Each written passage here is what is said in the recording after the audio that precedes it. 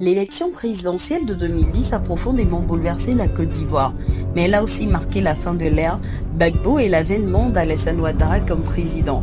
Le refus de Laurent Gbagbo de céder le pouvoir a provoqué une crise politique et militaire. Des affrontements violents entre les forces fidèles à Gbagbo et celles soutenant Ouattara ont éclaté dans le pays. La présidentielle de 2010 en Côte d'Ivoire a marqué un tournant décisif dans l'histoire politique du pays, opposant Laurent Gbagbo, président sortant, et Alassane Ouattara, leader de l'opposition.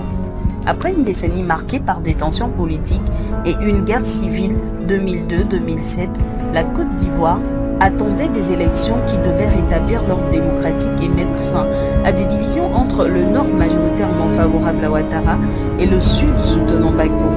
Alassane Ouattara est proclamé le 2 décembre 2010 quatrième président de la République de Côte d'Ivoire avec 54,10%.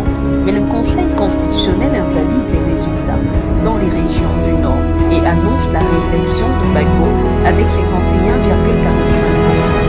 Ils prêtent tous les deux serment le 4 décembre 2010. Alassane Ouattara a le soutien de la communauté internationale de Laurent Gbagbo, celui du Conseil constitutionnel. Mais celui-ci refuse de quitter son poste. Cela entraîne une crise politique pendant plusieurs mois, avec une guerre civile. Le 11 avril 2011, Laurent Gbagbo est arrêté par les forces de son rival, qui est proclamé président le 6 mai 2011 par le Conseil constitutionnel. C'est la troisième élection en Côte d'Ivoire qui entraîna des conflits après celle de 1995 et de 2000. Laurent Gbagbo est le premier président à être battu. C'est également la première fois que s'est tenu un second tour au cours des élections présidentielles en Côte d'Ivoire, en 8 élections.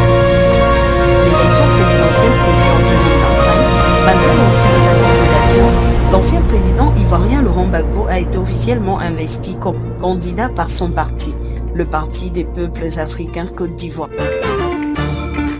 La Côte d'Ivoire doit-elle craindre de revivre les événements de 2010 ?